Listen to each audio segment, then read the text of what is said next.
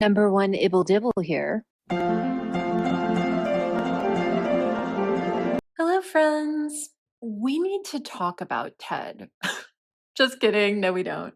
I read the Variety interview, and in my opinion, there's actually nothing to see here. I don't think Ted Sarandos has any special connection with or fondness for Meghan Markle. I don't think he has a personal inability to admit he was wrong. I think he's just Team Netflix all the way, every day, and has a track record of defending anyone who has current streaming content with them, right or wrong, as long as they're under contract. He also doesn't burn bridges. He's very diplomatic. In the press, literally everyone he has ever worked with is welcome back anytime. Of course, that can't and doesn't transpire in reality behind closed doors. However, I do believe he's making one big mistake with Meghan, so let's get into it. This is a Ted Sarandos villain origin story, and it takes a few minutes. So if you don't care, I put a timestamp in the description box below for you to click past it. Firstly, Ted knows he made a mistake with Meghan.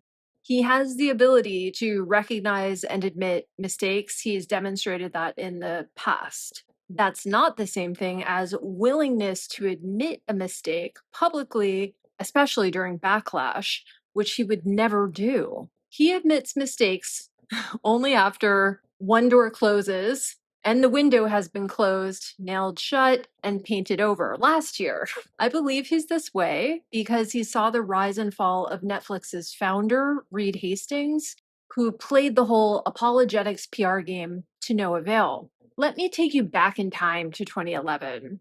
Reed was CEO and Ted was chief content officer, and Netflix had been renting DVDs for 14 years and streaming for 3. Reed and Ted agreed that streaming was the future, specifically having spent innumerable 10-hour days on the phone more or less begging for licensing rights to played out reruns. They believed original content was perhaps not the future, but definitely their future, maybe the only way forward. However, unwilling to give up majority stakes to the old school Hollywood players in exchange for financing, they started hiking prices like crazy. One of the ways they did this was to split up streaming and DVD into separate subscriptions and raise the price for either by about 60%. They lost 800,000 subscribers. The stock price dropped by 75% in just over a month. In under 2 months, Reed issued a melodramatic business apology that was typical for this era, actually, for you young things. Accountability was big, and people were interpreting that in all kinds of weird ways. He said on his own blog, which, were also big in 2011, quote, "I messed up. I owe everyone an explanation. It is clear from the feedback over the past 2 months that many members felt we lacked respect and humility in the way we announced the separation of DVD and streaming, and the price changes. That was certainly not our intent, and I offer my sincere apology." End quote. Okay.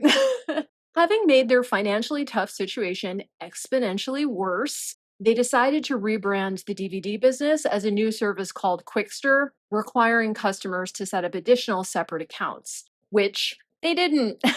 Within less than a month, Quickster was kaput, and DVD rental was once again offered through Netflix at a reduced price. Believe it or not, Netflix only stopped renting DVDs in October 2023, with Reed stepping down as co-CEO the very next business quarter in January 2024. Ted learned the hard way that CEO self-flagellation accomplishes nothing, numbers-wise. He didn't speak on the matter until 2018, 7 years later, when he called the whole thing, quote, horrifying, disappointing, and embarrassing, end quote, in a New York Times interview, but also tried to paint it as something that happened to them rather than a mistake they made, or, if it was a mistake, an inevitable mistake any company that moves fast and breaks things would have made, saying, quote, how much time do you spend licking your wounds? Let's have that burned into our memory. But we've got to move on and move fast. End quote. His strategy from that point on was deny, defend, depose with his own customers, employees, and any industry naysayers. He has it down to a science and even uses a script, a literal script. Referring to Meghan in March 2025, he says, quote, I think Meghan is underestimated in terms of her influence on culture. She and Harry are overly dismissed. End quote. That sounded familiar to me, so I did a little digging. In October 2020, he said of the Netflix film Cuties, the one that inspired a Texas grand jury indictment for sexualizing prepubescent girls, quote, It's a film I would argue is very misunderstood with some audiences, uniquely in the United States. We never consider making edits or limiting access to it. end quote. Similarly, during the debacle over Dave Chappelle's jokes about trans people in The Closer, Ted initially came out swinging hard for Dave. I'm pulling out just the substantive lines. There were several back and forth company-wide memos and interviews in all the trade rags. This was really a big scandal, but here are the substantive lines. Several of you have asked where we draw the line on hate. We don't allow titles on Netflix that are designed to incite hate or violence. I recognize, however, that distinguishing between commentary and harm is hard. Adults can watch violence, assault and abuse, or enjoy shocking stand-up comedy without it causing them to harm others. End quote. You are making people want to kill me. It's not just a tabloid. It's not just some story. You are making me scared. Right? And like that night, to be up and down in the middle of the night, looking down my hallway, like, are we safe? Are the doors locked? Is security on? Is everything? That's real. Are my babies safe? And you've created it for what? Because you're bored, or because it sells your papers? Or it makes you feel better about your own life? It's real what you're doing. Yeah, not according to Ted. Replace papers with Netflix miniseries because Ted doesn't care. It was only after key staff threatened to walk out in the hundreds, I believe, that he even issued a non-apology saying, quote, It never feels good when people are hurting, especially our colleagues, so I wanted to give you some additional context. Externally, particularly in stand-up comedy, artistic freedom is obviously a very different standard of speech than we allow internally, as the goals are different. Entertaining people versus maintaining a respectful, productive workplace. End quote. Subtext translation, oh, they think they're going to boycott work and post on Twitter. Fuck around and find out. The LA Times actually published an op-ed about the whole Dave Chappelle memo gate by Mary McNamara titled, Ted Sarandos' Netflix memo on Dave Chappelle is a masterwork of gaslighting. I've really taken all this time to say what McNamara said best in a single line, quote, It's never a Netflix problem. It's a you problem. end quote. And now that it's been long enough for people to kind of forget, if not forgive, doubtless at Ted's request, in this new interview, Variety has tried to rewrite history by painting Ted's non-apology as genuine and asking him to elaborate on it. Quote, A lot of CEOs wouldn't have said sorry. Why did you? Because it was clumsy and it was wrong. Listen, you don't often get your principles tested. end quote. Just a quick reminder of his original words. Quote, Adults can watch violence, assault, and abuse without it causing them to harm others. end quote. And of course he is right. The disposition, inclination, resources, skills, and opportunity must already exist for even a child to replicate on-screen violence. But Ted realized no one likes to hear pesky facts, so he begrudgingly tried, although it's clearly not in his nature or wheelhouse. You'll notice he put clumsy before wrong. In other words, he's sorry for not being more slick about it. He's not sorry for what he said, to give them the feelings they wanted to feel. So out came the PR script. Misunderstood? No. Underestimated? No. No, those are for the investors. I need something for the employees and the public. Something about principles, appealing to principles. Oh, that's part of the script. In The Hollywood Reporter, quote, Rarely do you get the opportunity to put your principles to the test. Nobody would say that what he does isn't thoughtful or smart. You just don't agree with him. end quote. And back to Variety regarding Carla Gascon, who is trans but became embroiled in a scandal over her tweets, which many people found racist and sexist. Quote, Would you work with Carla again? Yeah, You have to have some grace when people make mistakes. And we have grace. End quote.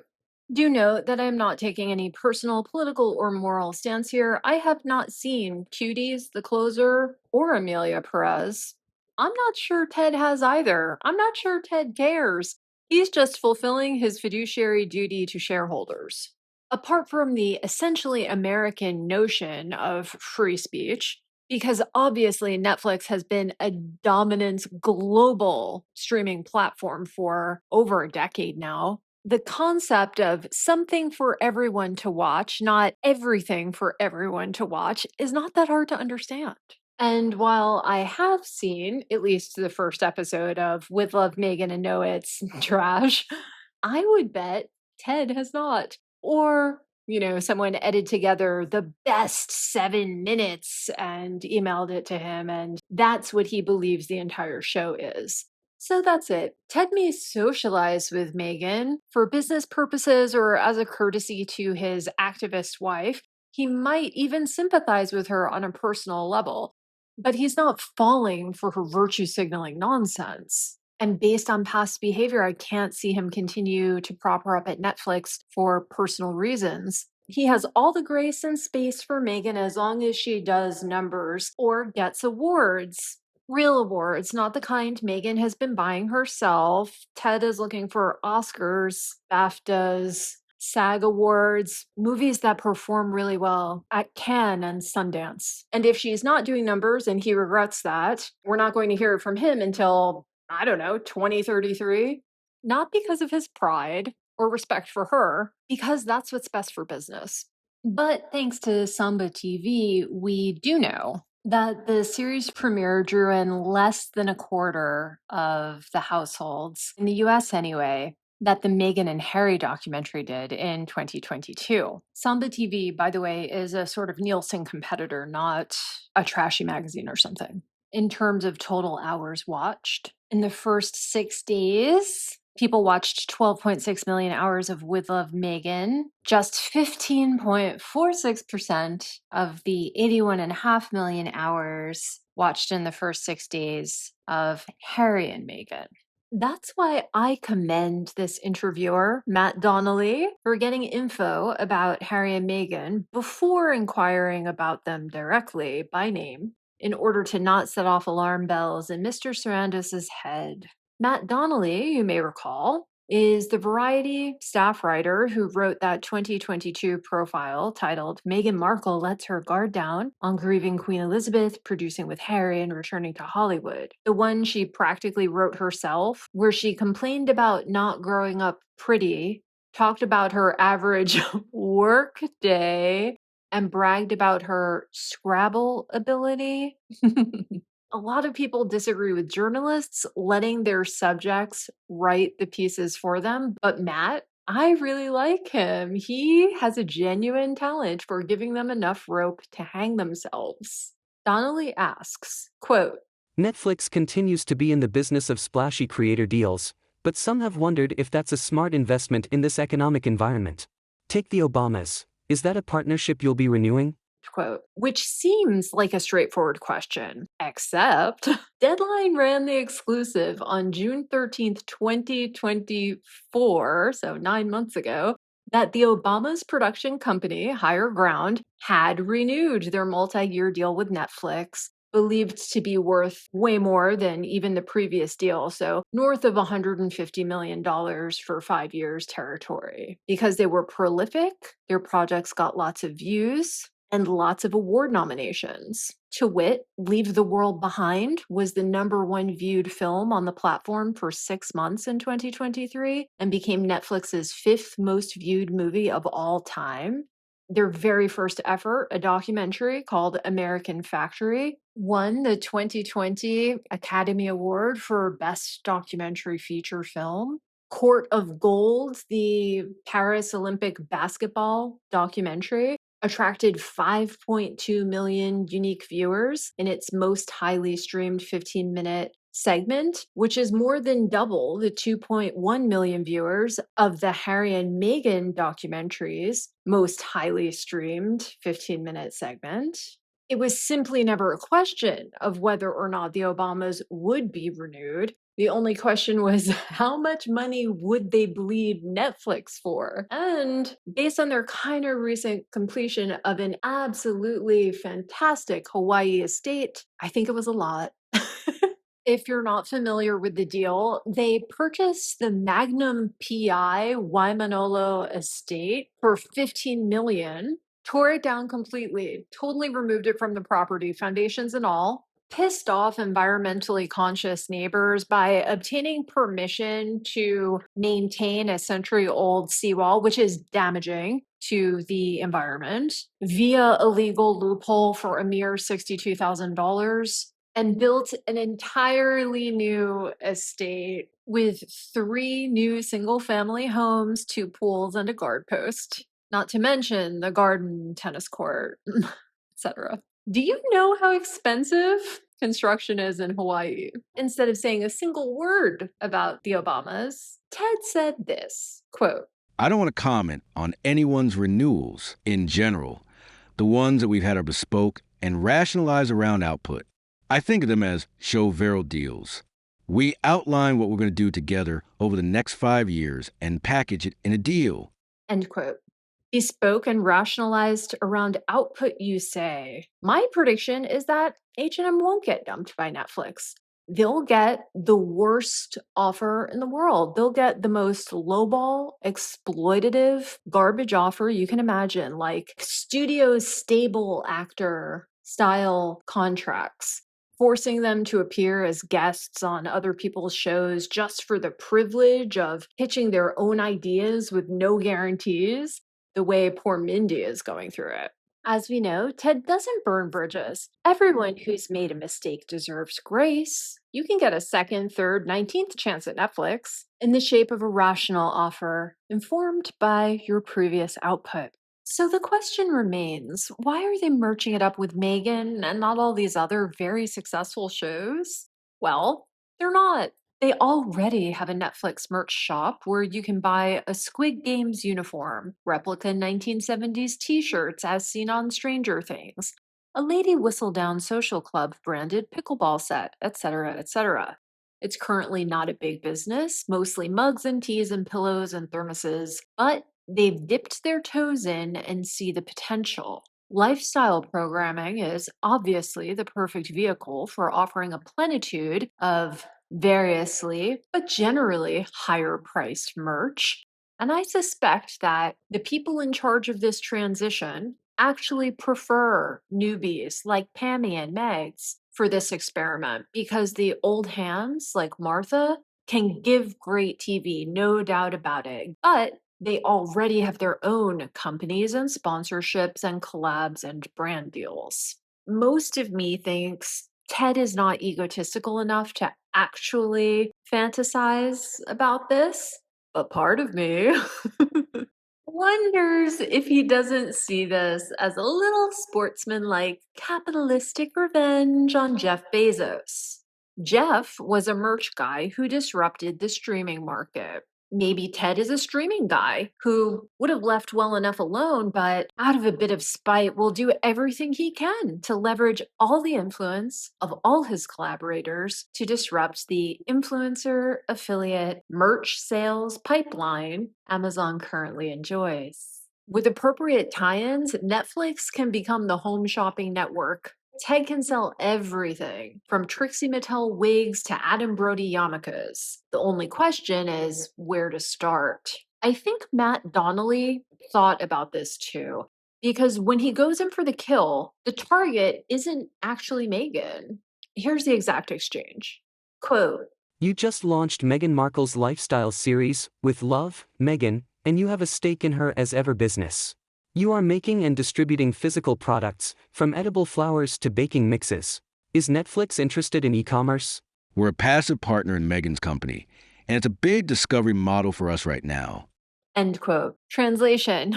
We don't actually care about Meghan if she sinks or swims, but we are excited to run some experiments on her brand and collect the data for future use. Quote, Why was she the right person to bet on? I think Meghan is underestimated in terms of her influence on culture. When we dropped the trailer for the Harry and Meghan doc-series in 2022, everything on screen was dissected in the press for days. The shoes she was wearing sold out all over the world. The Hermes blanket that was on the chair behind her sold out everywhere in the world. People are fascinated with Meghan Markle. She and Harry are overly dismissed. What shoes, Ted? What shoes? He has no idea what he's talking about. And I could be wrong, but his daughter does not appear to have Meghan Markle style vibes. I highly doubt she was ever on the phone with him like, Daddy, Daddy, I just can't get these shoes. And Ted isn't on Twitter. He's not on Instagram. He's definitely not on TikTok. He doesn't know their trends. He doesn't know what the kids are buying. He said it so himself earlier in this very interview. Quote, Will Netflix vet talent and social media in a different way now? What we're typically vetting for is mostly headlines. Did someone's social media stuff create headlines before? Then again, I'm not on Twitter, so I'm not going to come in and look at someone else's Twitter.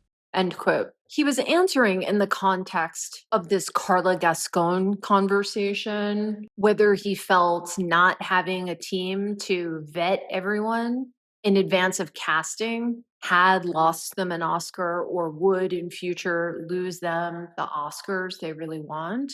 But he unwittingly revealed the vulnerability in this new Netflix ecosystem that he will care very much about because of the financial repercussions. The buck stops with him. He's the one signing these 100 million plus deals, and he doesn't have enough exposure to the rest of the media market, if you will. Meghan's bought and paid for headlines in Us Weekly, People Magazine, Grazia, fooled him into giving her opportunities, fooled him into merching her instead of Pamela Anderson, for example, because he's clearly not out here with us in the YouTube, Insta, Twitter, TikTok, Reddit trenches. The Hermes blanket that was on the chair behind her sold out everywhere in the world. That is not what was said in Women's Wear Daily. And honestly, it's a disturbing interpretation of what they did write from a merchandising perspective. According to Women's Wear Daily, quote, there was a 500% search increase on Google for the term Hermes blanket and an 850% increase for the term Hermes blanket price shortly after the trailer was released, end quote. So we must consider how many people in terms of volume were Googling Hermes blankets before. They cost over $1,600. What does he genuinely think the sell-through rate is? How many clicks per sale on Hermes blankets? With or without Meghan? If Ted thinks he can convert people curious about the lifestyles of the rich and famous into customers of, I don't know, $75 knockoff blankets, I disagree. Maybe I'm wrong. Everybody loved the Walmart Birkin, right? And like it or not, Meghan very much is kind of a knockoff dupe of a princess. I've discussed before in old videos the volume of sales I believe Meghan can actually affect. It's great for her as a personal influencer income, but it's not investor dividends money. I don't know if Ted is just bigging her up and hoping for the best because the money's already spent, or if he's suffering a bit of the Dunning-Kruger. But I am pretty sure Pierre-Alexis Dumas did not call Ted up to congratulate him on snagging such an excellent blanket saleswoman. He probably just thought she would get bigger numbers based on the numbers they got for Harry and Meghan, and was wrong. And actually, it doesn't matter to him much because, sure, he bet on the wrong horse, but he has a full stable and another stable at his other country house. For Meghan, reputationally and perhaps financially, we don't know their situation. This is do or die. For Ted, Meghan is just one of the 5, 6, 7, 8, 12 mistakes or lessons he knew he was going to make along the way, especially in the beginning, getting into a new line of business. Listeners, if you've stuck around and are still listening to this video, thank you very much. I truly appreciate you, and I want you to know that I have saved the best of my insights, whatever they're worth, for last. Remember when I joked around in my last video about Meghan opening a bunch of KTVs with theme rooms and her favorite playlists? You will not believe what Ted has to say next. Quote, Is this something Netflix is serious about beyond a marketing play? It's good for marketing and branding. This is all expressions of fandom. I don't really see us having theme parks, but I do see us having a lot of touch points with consumers like this. I admire the Topgolf model versus the Disneyland model, where people go more frequently through the year, and you come back to check things out. We're going to be much more part of our fans' lives than going into Disneyland once every couple of years. And I'm not shitting on Disneyland. end quote. If you're not familiar with Topgolf, it's a franchise of virtual reality driving ranges with various games to improve your swing. I haven't been, but I believe it's run on a subscription or membership model, and they sell snacks and sports equipment there. I think with Meghan, he hoped to roll out jams and pans and bath salts and cookie and coffee subscriptions, all that stuff. He hoped to have it going before season 2 so the super fans can buy it all and feel more a part of the show as they watch, feel more immersed in Meghan's world. Now, given the numbers, he must realize that that's not really going to happen. But since they're committed anyway, he's just going to use it as an opportunity to figure out how to interpret data, refine supply chains and processes, that kind of stuff. And if Harry and Meghan want that renewal money bad enough, there very well might be Princess Meghan karaoke dance break programming at a Netflix-themed mall pop-up shop near you to keep people spending on a drink or two. What do you think? Is Ted wrong about Meghan, right about Meghan? How so? As ever, let me know your thoughts in the comments below. Toodles! Don't forget to like, share, and subscribe.